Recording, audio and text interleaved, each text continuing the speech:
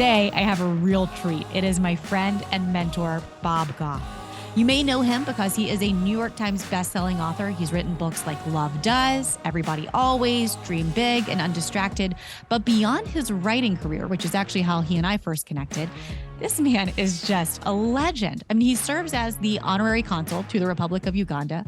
He is a lawyer by trade, but his true passion lies in making a difference. That's actually what led him to establish his nonprofit human rights organization, Love Does. And I can share that these facts are more than simply a bio. This man is the real deal. I've been honored to spend time with him, and I'll never forget just how present he manages to be. Everything he talks about, he lives. Little did I know the conversations that we had back then would lead to this episode. This podcast would actually not even be here if it wasn't for Bob's encouragement. So good news for you listeners. If you also want to have some life-changing conversations with Bob, he actually offers workshops still at his retreat center. You should definitely check those out. But today, I want you to take a listen to this conversation. We recorded it actually a little while ago, but it's still just as relevant now as it was ever. We talk a lot about bravery and inspiration and kind of what makes Bob tick, but also what makes us as humans tick, right? So get ready to be inspired as we delve into this incredible world of Bob Goff and uncover the boundless possibilities that love and compassion can create. Welcome to Who Made You the Boss?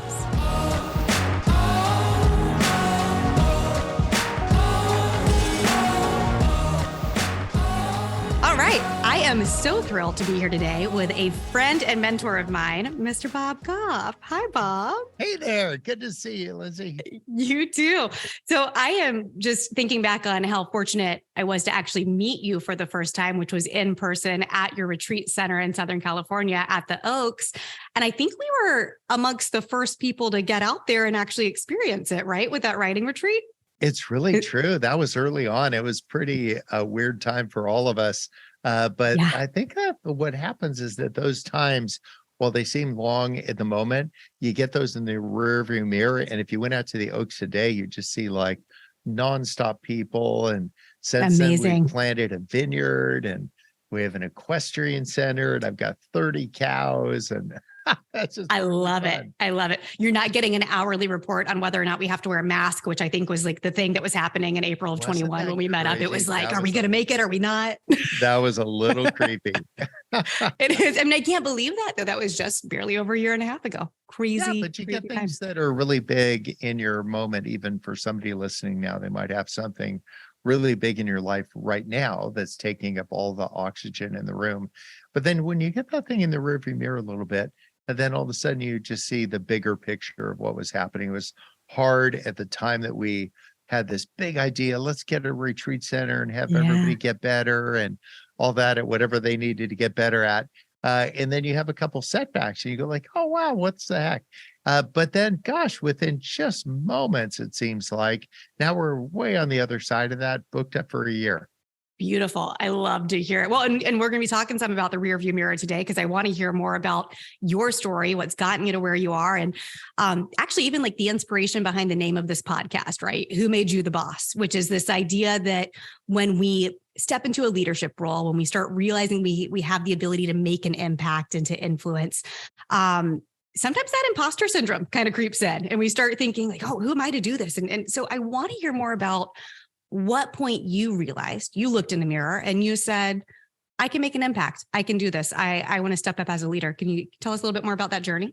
Yeah, like I'm not the most capable guy in the world, but I could be the most capable person or available person in the room. And so for a lot of us, we think of what are we like capable of? Like, what are we able to do? And I'm able to be a lawyer. And that has some neat things about it, but I don't feel like I'm called to be a lawyer. Does that make sense? Yeah. That you just say like, I just don't feel that sense of calling towards that, but I feel like that there's a capability I have. I hope for people as they're thinking about leadership and that idea of the imposter syndrome comes in, just, I would call it out. Who do you think you're acting like? Like, who are you trying to be like your parents? Are you trying to be like somebody else? And if you actually put that into the microscope a little bit to say, I would make a lousy version of them, probably as bad as they would make a lousy version of me. But to just say, I'm the person that's capable enough. I'm certainly available enough. I'm going to do it. An interesting thing when we were starting a couple of these things, there's a lot of people that want to be in charge and fewer people that want to be responsible. And so, in Mm, some ways, mhm. I found myself just saying, I'm the person that's going to be responsible for, a nonprofit. And so, with responsibility came getting some skin in the game. So when we didn't have, gosh, I think we were spending 30,000 a month to keep all these different schools that we have open, and we have total donors of nobody. So that meant like I didn't have, we weren't sitting on bags of money at our house instead of furniture. And so I just started borrowing money against the house, 30,000 a month. A month. And I realized, oh my gosh, I'm the guy that's responsible. Yet I thought this isn't viable. Like I was a Yeah. pretty good lawyer, but I wasn't that good. And so I thought, well, what is a way to like kind of tweak this thing so it can actually be viable? And that is really where most business owners live. People that are, Mhm. if they don't get distracted by like I'm an imposter or who I am, I just let's get down to the hard work of doing the next thing, Yeah. realizing that you might be the person that's responsible for it.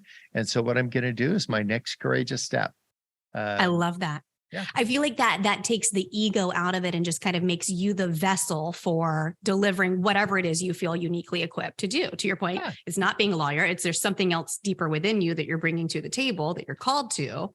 And so taking all the little mind games out that I come think with that. also reminding yourself why you started this thing. Like you could think in your marriage, like, why did we start this thing when we Mm. were first touching knees and we thought like maybe we'd have a family, or just remember like why you started and write that down. If you're starting a small business or a big relationship or whatever, just write down why you're doing what you're doing and Mm. make that Mhm. just something you return to.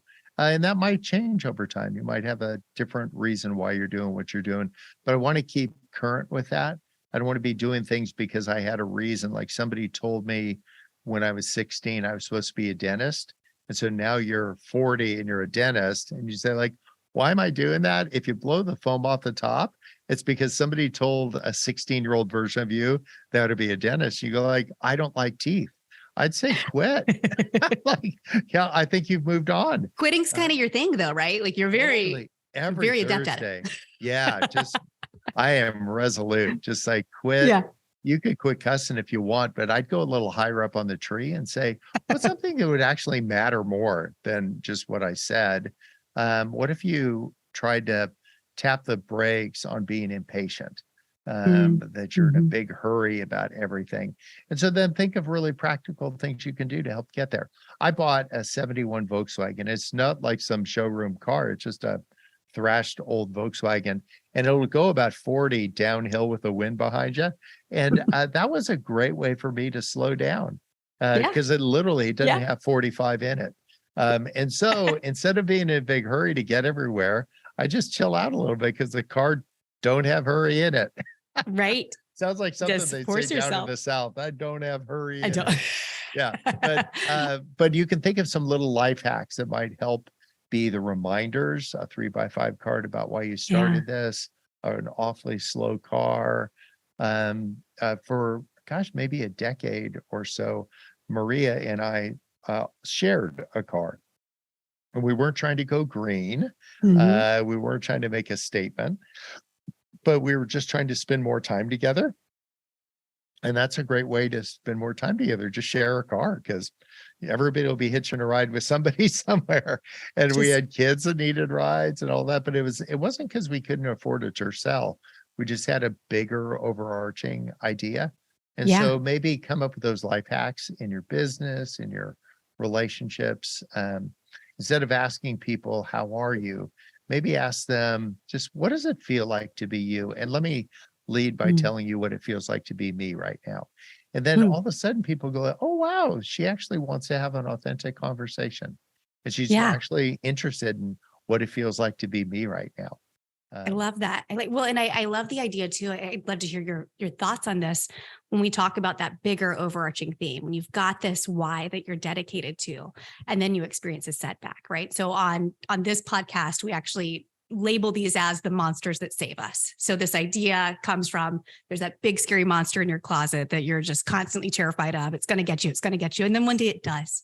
And lo and behold, kind of like the story of Jonah in the Bible, the whale that swallows him, that takes him to the shores of where he's actually supposed to be, right? That was the monster that saved him. So I would love to hear more about a setback that you have had that actually kind of made you into who you are and what you do now. Oh, heck yeah. Gosh, it's a target rich environment because most of the things that I've done, people see from afar, they see the outcomes and they don't see the setbacks just because I don't spend a lot of time talking about them. I had an idea years ago to have a house in Washington, D.C., where all these people that didn't get along could go. And so I bought this house. It came up for sale literally across the street from the United States Supreme Court. Is that crazy? So this house came up for sale and I bought it. We fixed it up. I didn't even tell Maria I bought it, but I let her know. And we fixed it up to be a really neat place. And it was used by all these branches of government that weren't getting along with each other. On Tuesdays, this group was there. On Wednesdays, another group, and Thursdays, another group. And it was conveniently located by two of the three branches. And there was no name on the door. It wasn't like some covert thing. It was just a place where everybody could just chill out and get together. And I had somebody making sandwiches for people. And then they changed the ethics rules or something. I didn't hang out there because I didn't want to know anybody. I just wanted them to get along so Earth would be better. And they changed some rules and nobody could come anymore because I don't know, maybe they had to pay for the sandwiches or something. I don't know what it was, but there was nobody there. Like, well, that right at the time, all the real estate market crashed and I lost such a huge number. I sold it. It was crazy what happened. And it was a great idea right up until it wasn't, right? The Titanic, the first 4 days of that trip were awesome. But the fifth day, not so much.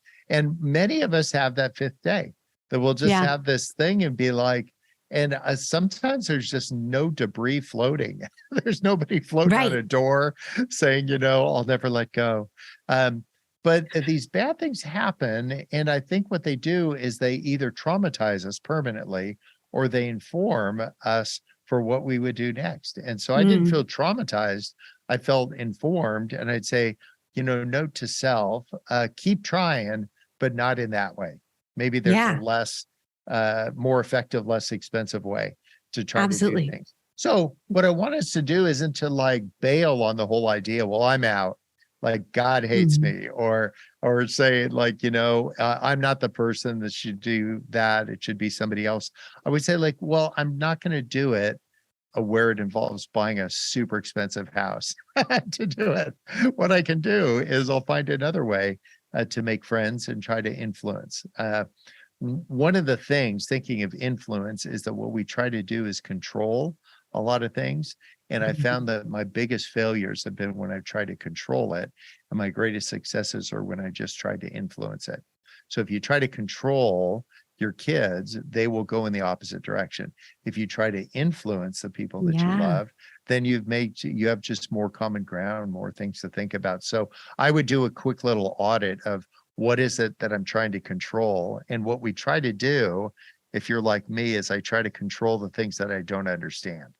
Like, so if there's somebody doing something nutty, I try to exert a lot of control over them so that they will stop doing nutty things. But when I try to control them, they do even more nutty things than they were doing before. But if I set my sights as I'm trying to influence a situation, I'm trying to influence an outcome, then I feel a little bit more that mirrors reality more because I can't control it. You think you can, if you try to control it, what you do is you smother it, or you wreck a relationship, or you have this role in somebody's life where now you're the hall monitor of their behaviors. And I just don't want to do that.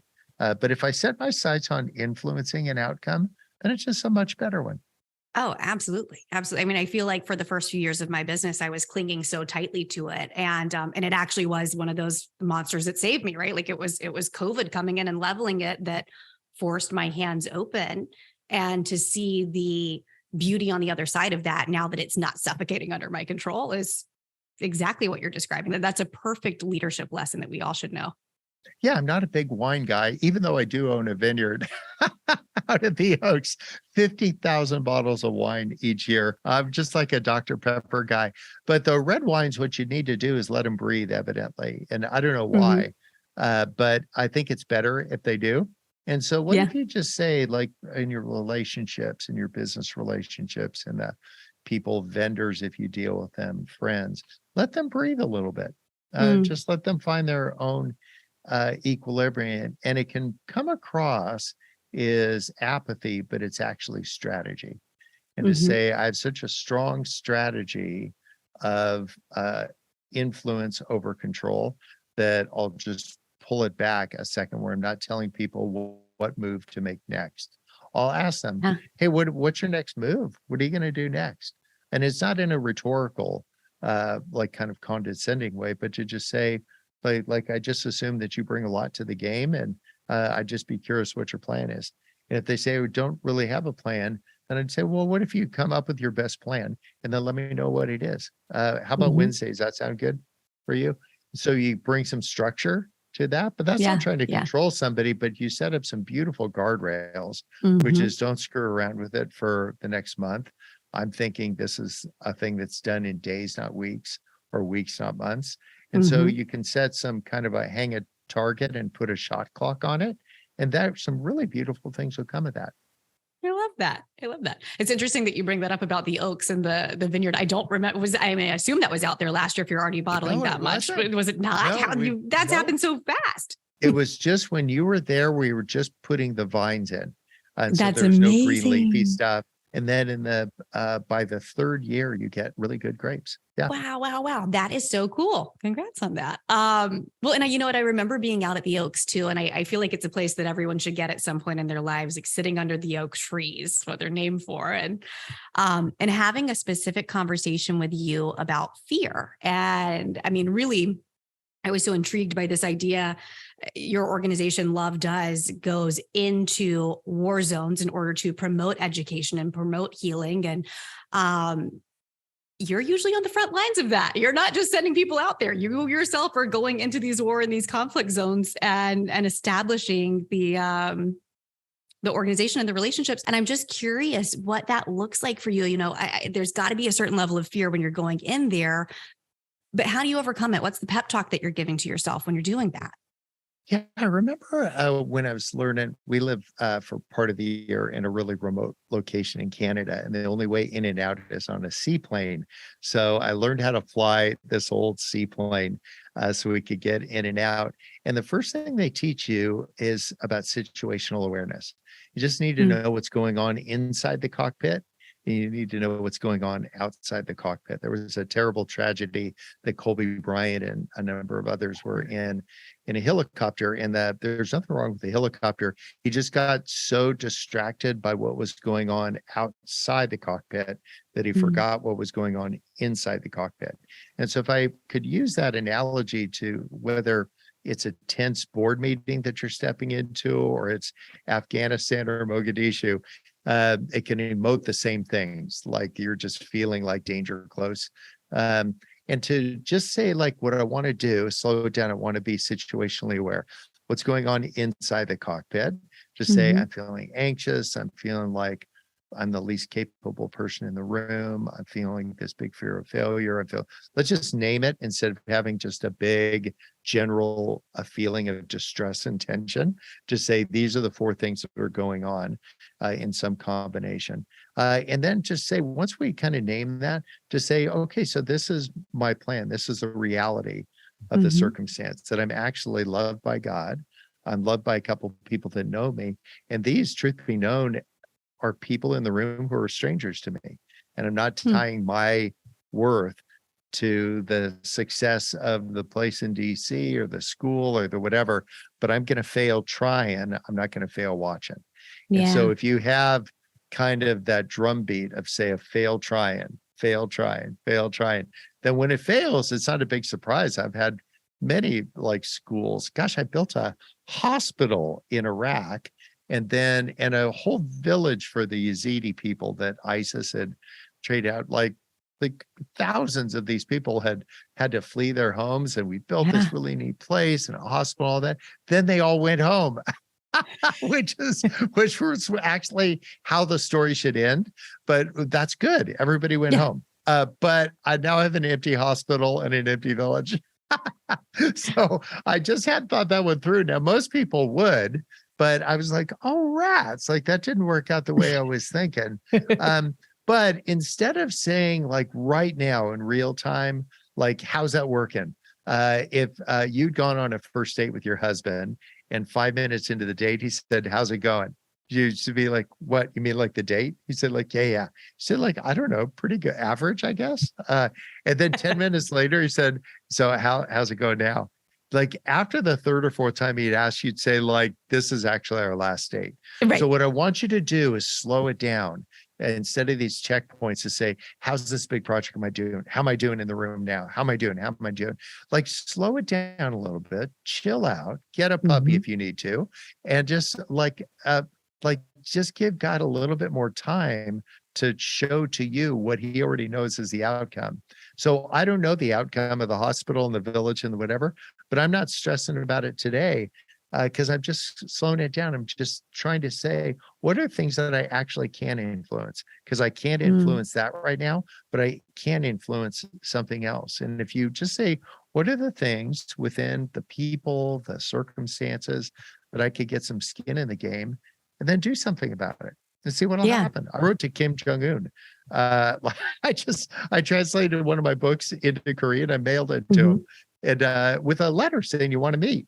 And I don't think he's going to say yes. But if he did, man, I'm on the next plane. But it's not to take a selfie. It's that I don't want to just watch the news. I want to engage the world. Like, and so if there's people, I feel a heightened level of engagement by doing something instead of just sitting in the stands watching this thing unfold. Does that make sense? Absolutely. Well, and that's what you use to overcome any sort of fear that's saying, what about failure, or what about bodily harm, or what about all the things that get in our heads and fear us out of that? Yeah, absolutely. The crazy thing, there's 259 ways to make change for $1. Isn't that crazy? So most people are thinking like 4 quarters, 10 dimes, 20 nickels, but there's actually 200. I can win any Trivial Pursuit game. Bring it. But so if you want to bring change to your company, if you want to bring change to your relationship, if you want to bring change to your life, I just find out another way to do it. And what we do is we just want to say, well, this is the way to do it. It's 4 quarters. And say, no, actually, there's more. And then it's more than just dimes and nickels, but there's, or a bunch of pennies. But what we could do is actually say there's a new and novel way to bring about change. And one of the best ways to do it is authenticity. To say as the leader of your company, I have not experienced this before. My closest experience is this. So one thing that I've tried to carve a little groove in my brain to do is when people ask me for advice, I just say, let me tell you my experience. And my experience might be I have no experience with that. The loss of a child, I've not experienced that. The loss of a mentor, I have experienced that. And to say not that my experience is your experience, but I can just say what my experience with that is, or that I don't have an experience that's adjacent to that. That's just such a great little leadership hack. We've sailed across the ocean 2 times. I have no idea why I do it, because I just hurl the whole way. It's good for 20 or 30 pounds off the waist. But we're fixing to do it again. And there was a guy that told me like, oh yeah, you should sail this course and bring this and make sure you get one of these. And we had a really long list of things. I said, are you a sailor? And he said, no, I've never left Ohio. So he had all kinds of opinions. He just didn't have any experience. So that didn't make me think less of him, but it's actually a good way to vet some of the people you're talking to. Instead of telling people like, here's all my financial advice, just say, oh, what's your experience? And to say, oh, I've gone bankrupt 3 times. That's not a bad thing. Like, hard things happen to people, but it would be good to understand that context.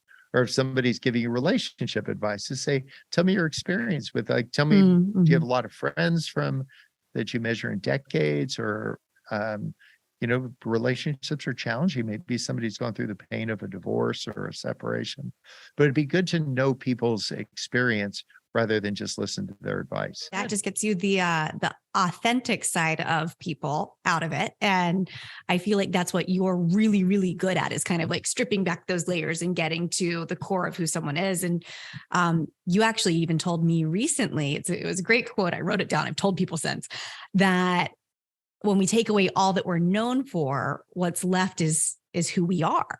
And I've really been dwelling on that lately. And I think it's something that other leaders and business owners very much need to know, because we oftentimes just define ourselves by our roles or by even to your point, to your experience or whatever it is.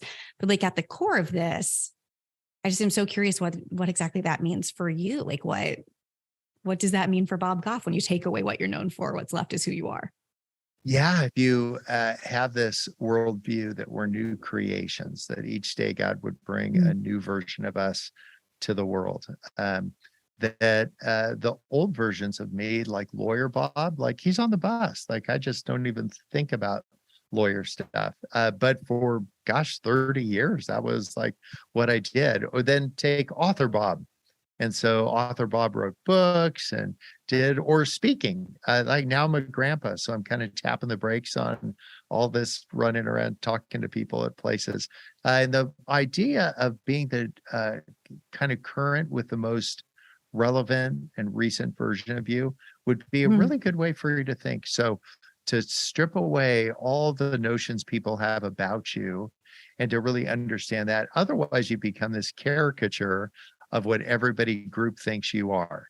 So if everybody thinks you're the happy business person, or they identify you as the mom, like this is your role, to say, what if we take away that? Don't take away the kids, but like to just say, if I wasn't known for being a mom, what would I be known for? And just then pick some of those characteristics, maybe a focus less on career and more on character. Like I'd want to be known as the person that's available. And so a great way to do that is just like, I don't know, give everybody your phone number if you want. Or if you say, I want to be known as generous, you could be generous with your time, you could be generous with your resources, but to just, instead of waiting for people to ask you, hey, I'm running a food drive or whatever, to say generosity is just who you are. That's your go-to. So you don't even need a prompting for somebody to do that. You know who you are. And so you live into who you are, and you just start acting generously towards people. Your head's on a swivel looking for opportunities. So you're finding so many opportunities, you don't even need somebody to ask you because you're already doing it. That would be a great way to like live into the newest, most current version of you, right? So all the old versions of Bob are on the bus. I want to just say, and I just think that heaven is leaning over the rails. You want to dazzle the angels, go be the current humble version of you. Like find that humblest, most recent version of you, go be that. Yeah. And don't get caught up with who you've been. Let that influence and propel you forward. I love it. Well, you are so known for, and you are so available, and I'm super appreciative of that. That has really meant the world to me and to so many. So thank you for making yourself available today. That is the most selfish thing I've ever done, getting to hang out with you. Like, you kidding me? And you've got so many things to share with people. I'm just really glad you're using this format to let people know what you think and why you think it. Thanks. And I hope people will feel interactive with that they'll hear something that you're saying and then not just agree with you, but maybe like you modeled, like jot down a note or two. Yeah. Thanks, Bob. I super appreciate that. Thank you for your time today. Hey, great talking to you, and be blessed. And for the people listening, I hope what you'll do is not just agree, but take something that maybe Lindsay said or that I've said and that resonates with you, and say, okay, what am I going to do about that? How do I make that actionable? And that's how you make progress.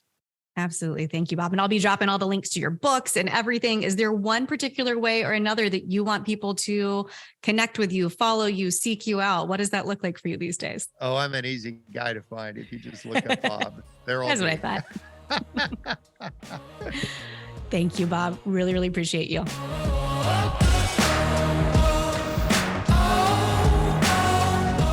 And that, lovely listeners, brings us to the end of today's episode. We truly hope you enjoyed this deep dive into the world of leadership and professional development with Who Made You the Boss. If you've gained some valuable insights today, we would love to hear from you. Please take a moment, go to your favorite podcast platform, search for Who Made You the Boss, and leave us a 5-star rating and review. That feedback helps us tremendously as we're creating content that resonates and empowers. Stay connected with us too by visiting lindsayepperly.com, and there you can subscribe to our newsletter and ensure you never miss an episode or an exciting update. You can connect with me personally as well on Instagram and LinkedIn, and let's continue the conversation with ourselves and other like-minded individuals who are redefining what it means to be the boss of our own lives. So thank you, listeners, for being a part of this journey. And until next time, remember, you have the power to shape your destiny. So keep leading, keep learning, and most importantly, keep being the boss of your own incredible story.